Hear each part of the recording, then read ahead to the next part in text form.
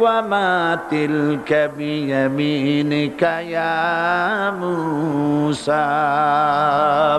মূসা রে, তোমার হাতে ওটা কি? মূসা আলাইহিস সালাম বললেন, এটা লাঠি।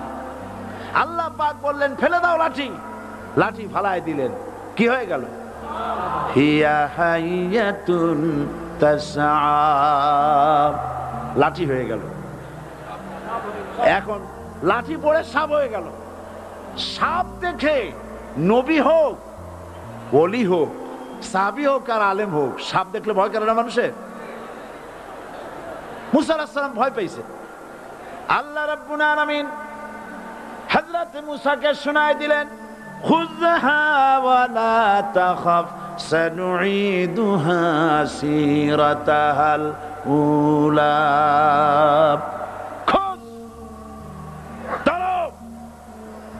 লা তাখাফ, ভয় পেও না। আল্লাহ বলছেন ধরো, ভয় পেও না। ধরার সঙ্গে সঙ্গে স্বাভাবিক অবস্থায় ফিরে আসবে, আবার লাঠি হয়ে যাবে। এখন আল্লাহ বলছেন ধরো। মূসা আলাইহিস সালাম কি ভয় পাওয়া উচিত হবে? উচিত হবে? মূসা আলাইহিস সালাম কি ভয় পাইছিলেন? কারণ হচ্ছে এই দুশমনের শক্তিটা খুব বড়ই দেখা যায়, মনে হয় যেন অনেক বড়, কি জানি কি। আল্লাহ পাক বলছেন, ইন্না কাইদাশ শায়তানে কানা দাঈফা। শয়তানের চক্রান্ত যতই তুমি মনে করো অনেক ষড়যন্ত্রের জাল বিস্তার হয়ে আছে, আল্লাহ কয় কিছুই না, দাঈফা, অত্যন্ত দুর্বল। আল্লাহ পাক বললেন ধরো। মূসা আলাইহিস সালাম সাপ ধরলেন, সঙ্গে সঙ্গে লাঠি হয়ে গেল। ফিরআউন বরদাস্ত করলো না। রাষ্ট্রশক্তির পক্ষ থেকে আক্রমণ শুরু হলো। অপরাধ কি? মূসা আলাইহিস সালামের অপরাধ কি? কি অপরাধ? মাশাআল্লাহ, বুঝতে পেরেছেন। অপরাধ হচ্ছে তিনি বলেছেন লা ইলাহা, জোরে বলেন লা ইলাহা ইল্লাল্লাহ। এই কালেমাকে আজ আমরা ভিক্ষার বুলি বানাইছি। এটা হলো সার্বভৌমত্বের বুলি, এটা হচ্ছে আল্লাহ পাকের সার্বভৌমত্বের কথা। আজ আমরা মানুষের কাছে আমরা শুনি, মানুষেরা ভিক্ষা চায়, লা ইলাহা ইল্লাল্লাহ, এক মুঠ চাউল দেন, লা ইলাহা ইল্লাল্লাহ 10 খান পাই দেন। এই হচ্ছে কালেমার জিকির। আবার কেউ কেউ জিকির করতেছে লা ইলাহা আস্তে, ইল্লাল্লাহ জোরে, এমন জোরে কলব সাফ করে, কলব তাতে থাকলেও পারে, গেলেও পারে। এই কালেমার জার, এর আঘাত পয়গম্বররা মেরেছেন। হযরত মূসা আলাইহিস সালাম যখন বলেছেন লা ইলাহা ইল্লাল্লাহ, এই ধাক্কা ফিরআউন বরদাস্ত করতে পারে নাই। দরিয়ায় নীলের ভিতরে আল্লাহ পাক ডুবাইয়ে শেষ করে দিয়েছেন, দেন নাই? হযরত মূসা আলাইহিস সালাম তার উম্মতেরা দরিয়ার পাশে বসে দ্বীনি কথাবার্তা বলতেছেন। এমন সময় ফিরআউন, তার শত্রু হচ্ছে মূসা আলাইহিস সালাম। শত্রু কেন? মূসা কি ফিরআউনের পাকা ধানে মই দিয়েছে নাকি? বলেন আপনারা। তার হালের গরু পিটায় মারছে নাকি? অপরাধ হলো তিনি আল্লাহর জমিনে আল্লাহর আইন প্রতিষ্ঠার কথা বলেছেন। এই শুধুমাত্র এই অপরাধে ফিরআউন তার দলবল নিয়ে 3 দিক থেকে আক্রমণ করেছে। মূসা আলাইহিস সালামের উম্মতেরা ভয় পেয়ে গেছেন। তারা বলছেন ইন্না লামুদরাকুন, আমরা পাকড়াও হয়ে গেছি। 3 দিকে সাড়াশি আক্রমণ, 3 দিকে শত্রু, একদিকে দরিয়া, পালাবার রাস্তা আছে? হযরত মূসা আলাইহিস সালাম ভয় পেয়ে গেলেন, সারেন্ডার করলেন না। হযরত মূসা আলাইহিস সালাম বললেন কাল্লা, কখনো নয়, ভয় পাওয়ার কোনো কারণ নাই। রব্বি সায়াহদিন, অবশ্যই আমার রব আমার জন্য রাস্তা করে দিবেন। ভয় পাইও না, আমার রব রাস্তা করে দিবেন। আল্লাহ রাব্বুল আলামিন হযরত মূসা আলাইহিস সালামকে অর্ডার করলেন, হাতের লাঠি দিয়া দরিয়ার উপরে আঘাত করো। হযরত মূসা আলাইহিস সালাম দরিয়ার উপর আঘাত করলেন। রাস্তা ছিল দরকার একটার, এক বাড়িতে আল্লাহর হুকুমে লাঠি দিয়ে একটি আঘাত করার সঙ্গে সঙ্গে হযরত মূসার তার সঙ্গী সাথী দরিয়া পার হওয়ার জন্য দরিয়ার মধ্য দিয়ে আল্লাহ 12টা রাস্তা পয়দা করে দিলেন। সে আল্লাহ আছে না নাই? এত আসতে বলেন কেন? ভয় পাওয়ার কারণ আছে? রাষ্ট্র শক্তি বাধা দিয়েছে সমস্ত নবীদেরকে। কেন? নবীদের চরিত্র খারাপ? জোরে বলেন, নবীদের চরিত্র খারাপ? নবীদের চাইতে মাসুম বেগুনাহ উন্নত চরিত্রের মানুষ আল্লাহর আকাশের নিচে জমিনের উপরে আর হয় নাই। নেতা হচ্ছেন সেই ব্যক্তি যিনি বলেছেন, ও আমার স্ত্রীরা, ও আমার সাহাবীরা, রাতের আধারে আমার মধ্যে যা আচরণ দেখতে পাও, দিনের আলোতে আমার মধ্যে যা দেখতে পাও, সবগুলি খুলে খুলে মানুষের কাছে বলে দাও। তার নাম বিশ্বনবী মুহাম্মদ রাসূলুল্লাহ সাল্লাল্লাহু আলাইহি ওয়াসাল্লাম।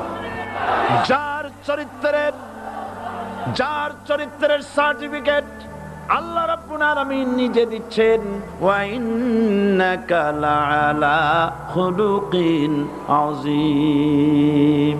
নবী হে, উন্নত চরিত্রের উপরে আপনি প্রতিষ্ঠিত। সুবহানাল্লাহ।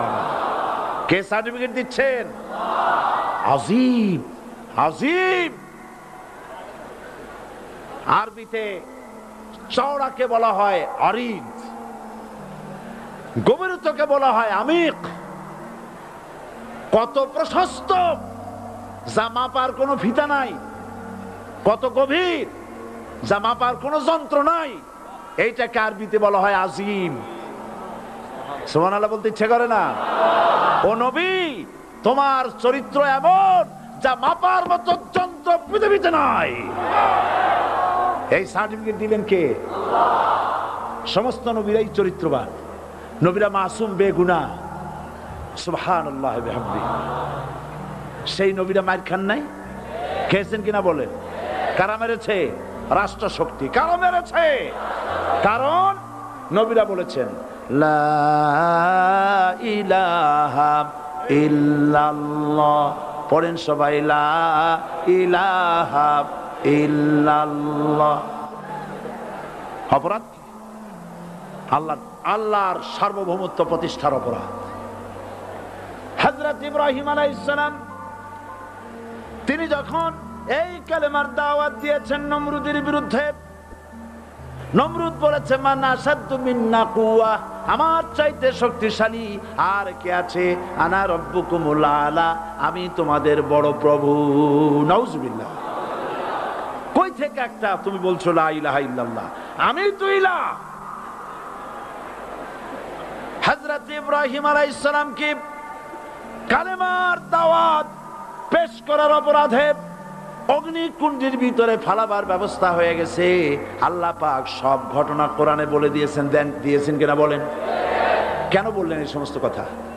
এই জন্য বলেছেন ফেরাউন মরে যাবে, নমরুদ মরে যাবে, কিন্তু তাদের প্রেতাত্মারা যুগে যুগে তারা বেঁচে থাকবে। আগুনের ভিতরে ফালাবার ব্যবস্থা হয়েছে। আল্লাহ পাক বলে দিয়েছেন আমার রাস্তায় যদি চেষ্টা করো, জিহাদ করো, আমার সাহায্য তোমরা পাবে। ওয়া কানা হাক্কান আলাইনা নাসরুল মুমিনিন। মুমিনদেরকে সাহায্য করা আমি আল্লাহর জন্য ওয়াজিব। সুবহানাল্লাহ বলবেন না? আলহামদুলিল্লাহ বলবেন না? আমার জন্য ওয়াজিব মুমিনদেরকে সাহায্য করা। ইব্রাহিম আলাইহিস সালামকে আগুনে ফেলানো হচ্ছে। হযরত জিবরাইল বলেন, ইব্রাহিম তোমাকে আগুনের ভিতরে ফেলানো হতেছে, আমার কাছে সাহায্য চাও, আমি তোমারে বাঁচায় দেব। হযরত ইব্রাহিম আলাইহিস সালাম তিনি বললেন, জিবরাইল আমার পরীক্ষা চলতেছে, আমাকে ডিস্টার্ব করো না, আমি তোমার কাছে সাহায্য কেন চাইবো? আমি তো এমন কোন অন্ধ আল্লাহর ইবাদত করি না যিনি তার বান্দার দুঃখ দুর্দশা নিজের চোখে না দেখেন। পরীক্ষা পাস করছে না? পাস করছেন কিনা? হযরত ইব্রাহিম বলেন, শোনো জিবরাইল, আমি যদি আগুনের ভিতরে পড়ে যাই আর আগুনে পুড়ে যদি ভস্ম হয়ে যায়, আমার আল্লাহ যদি এতে খুশি হন, তাহলে আমি আমার রব্বুল আলামিনকে খুশি করার জন্য এভাবে 1000 বার পুড়তে আমি রাজি আছি। ইব্রাহিম আলাইহিস সালাম আগুনের ভিতরে পড়ে গেলেন। আল্লাহ রাব্বুল আলামিন আগুনের প্রতি নোটিশ করে দিলেন, ইয়া নারু কুনি বারদাও ওয়া সালামান আলা ইব্রাহিম। আগুন আমার ইব্রাহিমের জন্য শান্তিদায়ক, ঠান্ডা হয়ে যা। ইব্রাহিম আলাইহিস সালাম জ্বলছেন, পুড়ে গেছেন। নমরুদ তার প্রাসাদের ছাদে বসে ইব্রাহিম আলাইহিস সালামের পোড়া দৃশ্য দেখে আনন্দ করবে, আগুনের দিকে তাকায় দেখে ইব্রাহিম আরামে বসে আছেন। পোড়া তো দূরের কথা, জামাও পড়ে নাই।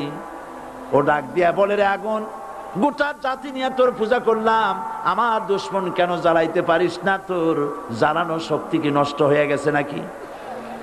আগুনের ভিতর থেকে আওয়াজ বেরিয়ে এলো, নমরুদ, আমার ভিতরে দাহ্য শক্তি, জ্বালানো শক্তি আছে কি নাই যদি প্রমাণ করতে চাও, টেস্ট করতে চাও, তুই নিজে আয়, তোরে সুদ্ধা তাম দুনিয়া জ্বালাই দিতে পারি, ইব্রাহিমের এক গাছা পশম জ্বালাইতে পারি না।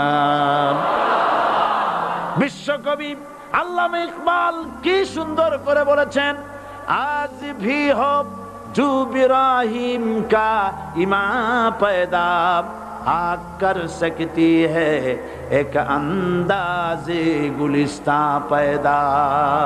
ইব্রাহিমের ঈমান যদি আজও কোথাও হয় বিদ্যমান, করতে পারেন অগ্নিকুণ্ডে খুবসুরত এক গুলিস্তান। এখনো যদি ইব্রাহিমের সন্তানদেরকে আগুনের মধ্যে ফেলে দেওয়া হয়, আর ইব্রাহিম ঈমান যদি থাকে, আগুনকে ফুলের বাগান বানাবার ক্ষমতা আল্লাহর আছে। চিরকাল আল্লাহ পাক এই কালেমাকে দিয়েছেন আল্লাহর সার্বভৌমত্বকে প্রতিষ্ঠা করার জন্য। আয়াতুল কুরসি শুধু পড়ে বুকে ফু দেওয়ার জন্য নয়। পড়েন আমার সাথে, আল্লাহু লা ইলাহা ইল্লা হুয়াল হাইয়ুল কাইয়্যুম। দুনিয়ার সমস্ত পয়গম্বর অত্যাচারিত হলেন, শুধু তাই নয়, বিশ্ব নবী আখেরি জামানার পয়গম্বর নবী মুহাম্মদ রাসূলুল্লাহ সাল্লাল্লাহু আলাইহি ওয়াসাল্লাম জাতির কাছে আসলেন। তিনি এসে বললেন, ইয়া আইয়ুহান নাস কুলু লা ইলাহা ইল্লাল্লাহ। প্রথম দাওয়া শুনছেন কথা? রাসূলুল্লাহ বলছেন, ও জাতি, আমার রাসূল তো মক্কার রাসূল না শুধু, মদিনার রাসূল না শুধু, আরবি ভাষা ভাষীদের রাসূল না শুধু, আমার নবী কি নবী? চিল্লায় বলেন।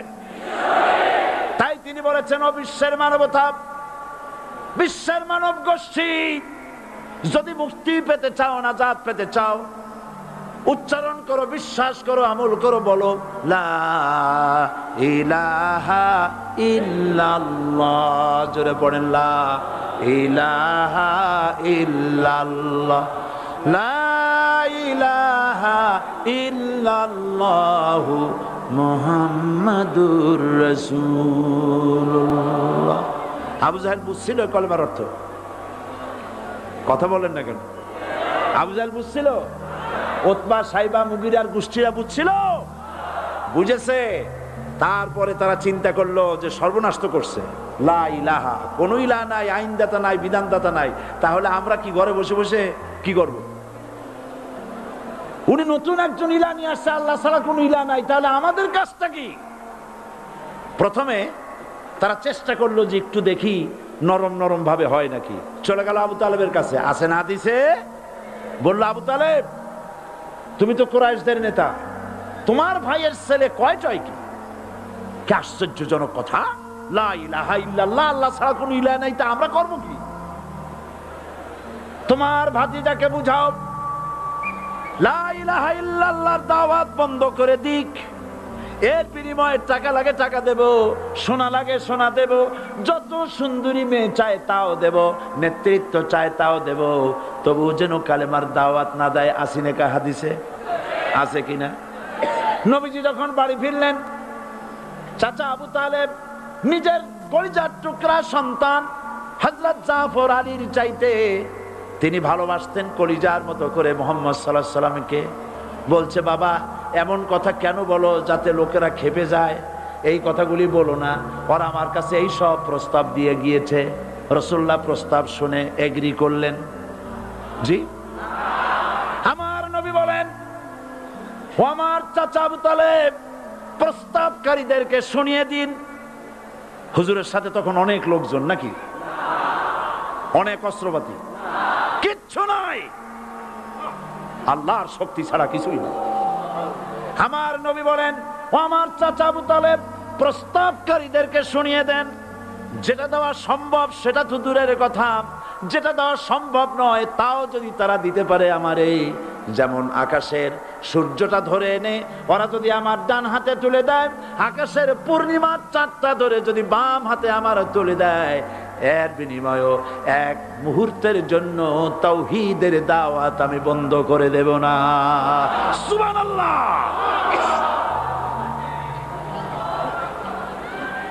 রাসূল করিম সাল্লাল্লাহু আলাইহি ওয়াসাল্লাম তাদের এই প্রস্তাবকে যখন গ্রহণ করলো না, কাফেরেরা বুঝলো, আমি আগেই বলেছি 3 শ্রেণীর লোক বাধা দিয়েছে। কয় শ্রেণী?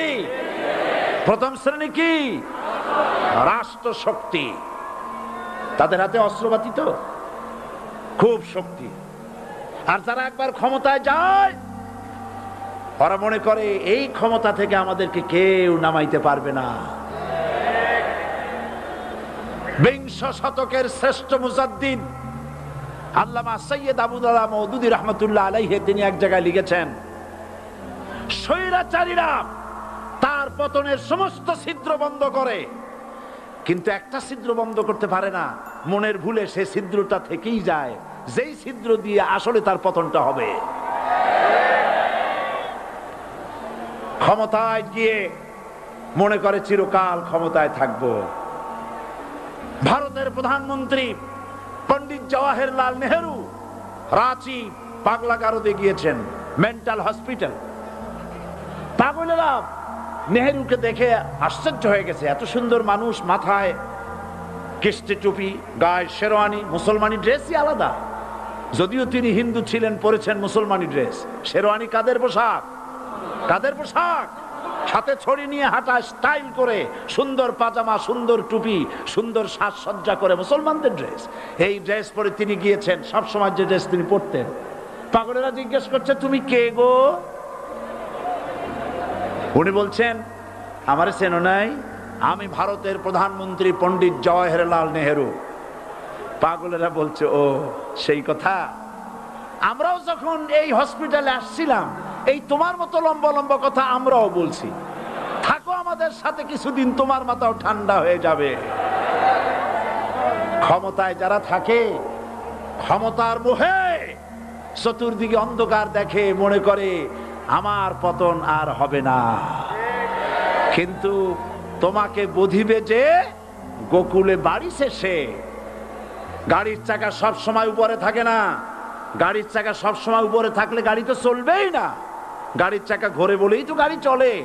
সুতরাং এই উপরে তোমার চাকা উপরে এখন আছে বলে, তোমার দলের চাকা উপরে আছে বলে যারা মানুষের উপরে জুলুম করছো, আলেমদেরকে ধরতেছো, মুসল্লিদেরকে ধরে ধরে জেলে ঢুকাচ্ছ, সময় আসবে এমন ইন্দুরের গর্ত পাবানা পালাবার জন্য।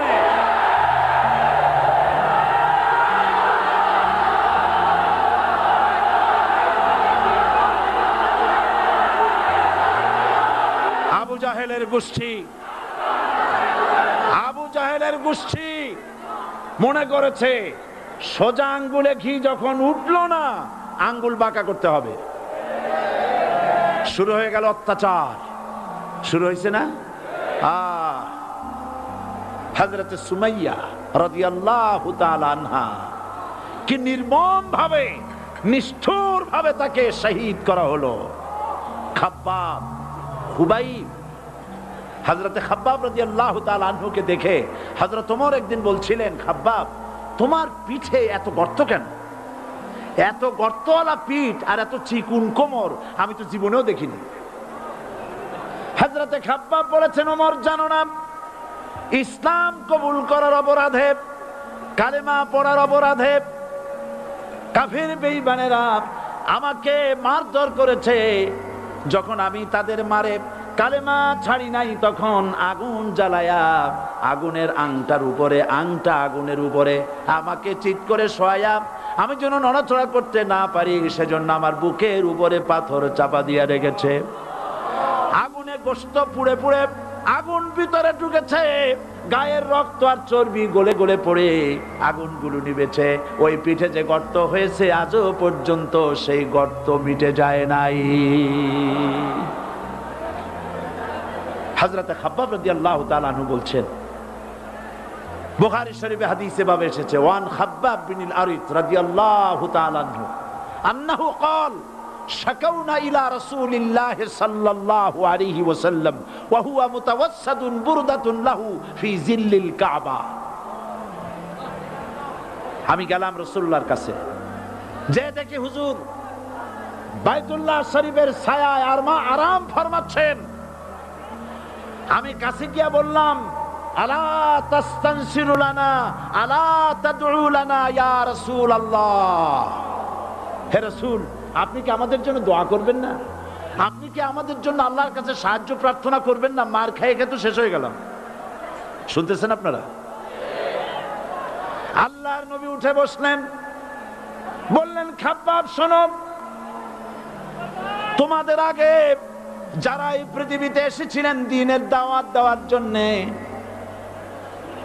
সমকালীন রাষ্ট্র শক্তি তাদেরকে ধরতো, ফায়ুখাজুর রাজুলু ফায়ুহফারু লাহু ফিল আরদ, তার জন্য তারে ধরে নিয়া মাটির মধ্যে গর্ত করত, ফায়ুজআলু ফিহা, এরপরে সেই গর্তের ভিতরে তাকে কোমর পর্যন্ত গেড়ে দিত। সুম্মা ইউতা বিল মানশার, এরপরে করাত আনা হতো, ফায়ুদাউ আলা রাসিহি, এরপরে করাতটা মাথার উপরে রাখা হতো, ফায়ুজআলু নিসফাইন, এরপরে করাত দিয়া চিরে চিরে জীবিত মানুষটাকে দ্বিখণ্ডিত করে ফেলে দিত। মা ইয়াসুদ্দুহু যালিকা আন দীনি, এত কষ্ট দেওয়ার পরেও, এত জুলুম করার পরেও দ্বীনের দায়ীদেরকে এক চুল পরিমাণ আল্লাহর রাস্তা থেকে তারা সরাই দিতে পারে নাই। ওয়াল্লাহি, ও খাব্বাব, আমি আমার আল্লাহর নামে কসম করি। মুসলমান কে কসম করতেছে? আল্লাহ রাসূল। আমি আমার আল্লাহর নামে কসম করি, ওয়াল্লাহি লা ইউতাম্মান্নাল্লাহু হাযাল আমর হাত্তা ইয়াসির রাকিবু মিন সানা ইলা হাযরামাউত। সেদিন বেশি দূরে নয়, ইয়েমেনের রাজধানী সানা থেকে শুরু করে সৌদি আরবের হাযরামাউত পর্যন্ত হাজার হাজার মাইল, এই দীর্ঘ পথে যুবতী নারী তার সৌন্দর্যের পশ্চা নিয়া, আর ধনাঢ্য ব্যক্তিরা সওদাগরেরা তাদের টাকা পয়সা নিয়া একাকে নিয়ে অথবা দলবদ্ধ ভাবে মানুষেরা যাতায়াত করবে। লা ইয়াখাফু ইল্লাল্লাহ, মানুষের মনের মধ্যে কোনো ভয় থাকবে না। এমন একটা সময় আসবে, ওয়ালাকিন্নাকুম তাস্তাজিলুন, অথচ তোমরা বড্ড তাড়াহুড়ো করছো। তাড়াহুড়ো করো না, অপেক্ষা করো, ধৈর্য ধরো, মার খাও, জেলে যাও, শহীদ হও, আল্লাহর রাজ কায়েম হবেই হবে।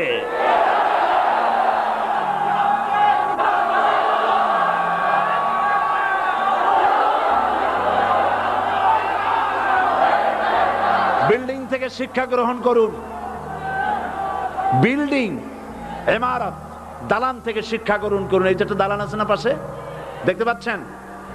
এই দালান কি দিয়ে তৈরি করা হয়েছে বলেন? ইট। সমস্ত ইটেরা যদি ধর্মঘট করত, আমরা কেউ মাটির তলায় যাব না, কেউ আমরা আগুনে পুড়ে ঝামা হব না, পিক হব না, কেউ আমরা টুকরা টুকরা হব না, সবাই থাকবো উপরে উপরে, তাহলে কি দালান হইতো নাকি? এই বিল্ডিং নির্মাণ করতে গিয়া ইটের যে স্যাক্রিফাইস, হাজার হাজার ইটকে পিক হতে হয়েছে, পুড়ে যেতে হয়েছে, খোয়া হতে হয়েছে, ভেঙে টুকরা টুকরা হয়ে 50